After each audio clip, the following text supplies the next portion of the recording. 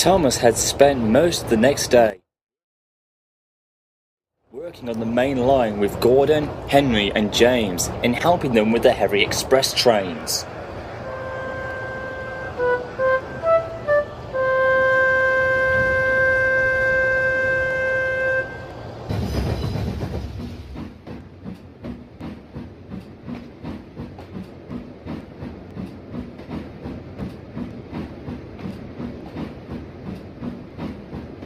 Later that evening, he took some coal trucks to the docks and then some shunting before he went to take a group of workmen to the viaduct, which was in need of inspection.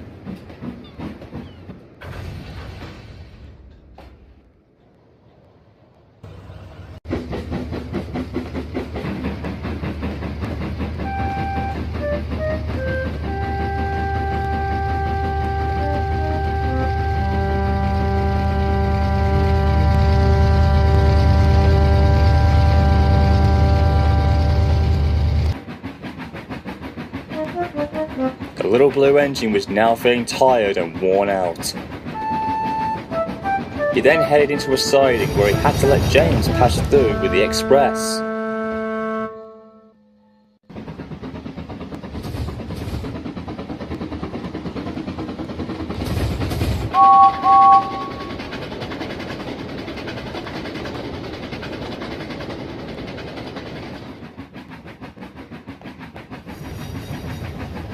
Soon, Thomas was out of the siding and turned off the main line, heading back onto the branch line.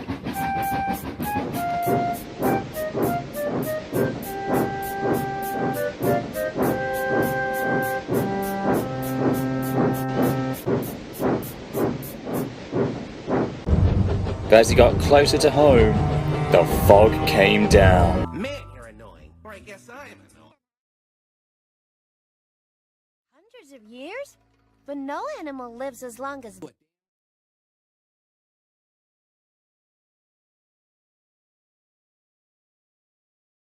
Very thick and heavy.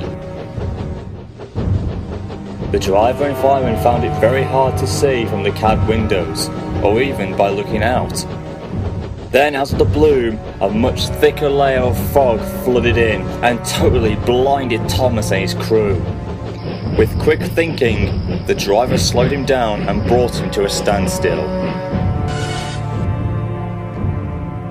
We'll wait here until the fog clears. Good idea. There's no way we're going to continue on in this. Thomas agreed as well, but only after a few minutes, he and his crew could hear the sounds of another engine approaching. But the fog was just so thick that he couldn't tell whether it was coming from behind or in front of him. Then he heard its whistle.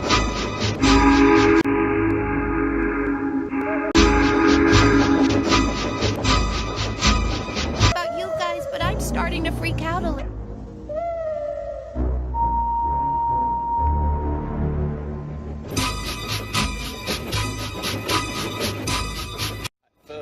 Thomas felt very afraid and tensed, but he managed to put on a brave face as the sound got louder and louder. Thomas looked ahead of him, and there he was, the ghost of Timothy.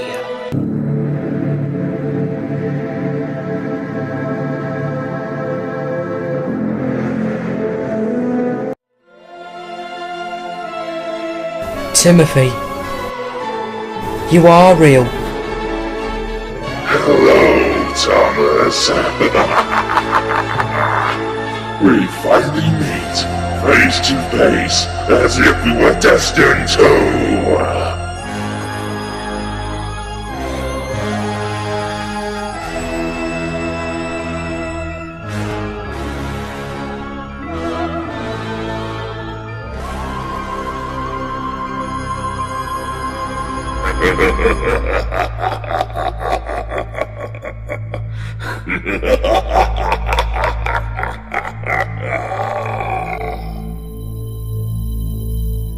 So the rumors and stories about you are true.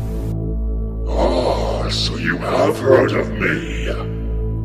But you've forgotten, or perhaps chose to forget, that I was the one who led the way for you. You and your brothers and sisters.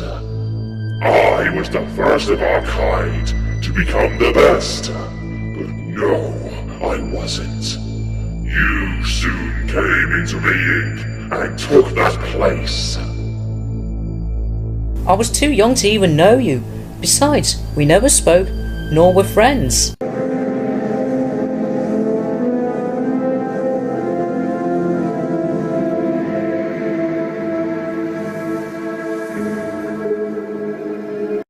So, how can you say all that?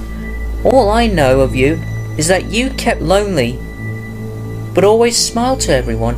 But I guess you never liked that in the inside, were you? The last time I was told about you is that you went to Sodor, and that was it. You became nothing more but a forgotten memory. But Timothy, you do know that I'm the last of my surviving brothers and sisters. I still live because I'm important to people. I was special and had the pride of a tank engine. Something that you once had before. And before you came this evil and twisted freak of misery. A dark side of a near mirror image of my very self. I carry the memories of that fact that my own kind was most likely wiped out and I was the only one to survive. That scarred me for life. I lost everything. The feelings of love that made me and my brothers and sisters had for each other as a family. It was all destroyed. I've hidden all this away, but until now, with you doing all this haunting and terrifying the branch line, and now at last seeing you in person, has brought all of those memories back. That's right. All the memories you wanted to forget. All the feelings you didn't want to accept. You have to remember me. Let's suffer together. Suffer with me.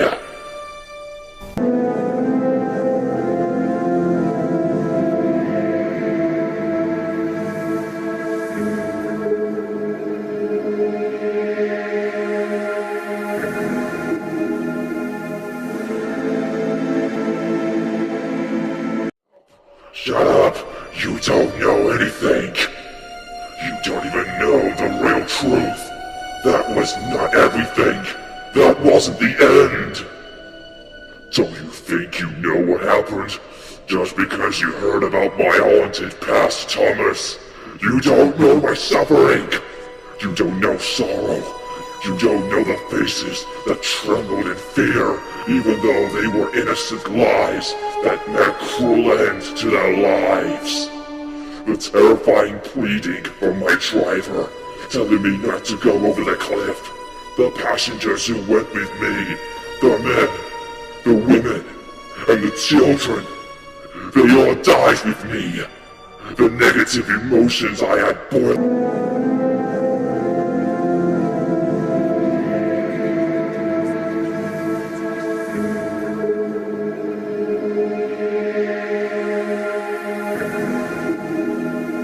Inside me, and my own self forced that suffering into me.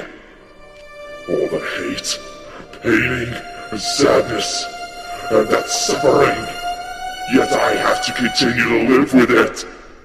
So yet, how can you say that you think and pretend to feel all those terrible things I did and understand me at all? I can tell you're in pain and in deep suffering, and I want to know the real reasoning of all this, Timothy. What made you go to such tragic lengths to do what you did? None of my brothers or sisters of the E2 class ever did this. Tell me, Timothy, what caused you to kill yourself? Tell me!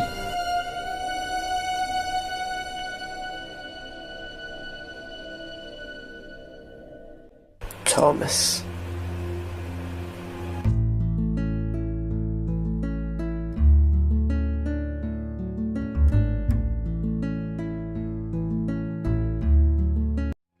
The truth of my demise will never be known by those who are told, for I took that with me along with my victims.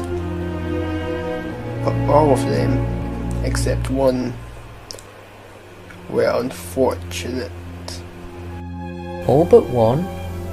You're saying you had an enemy who hated you?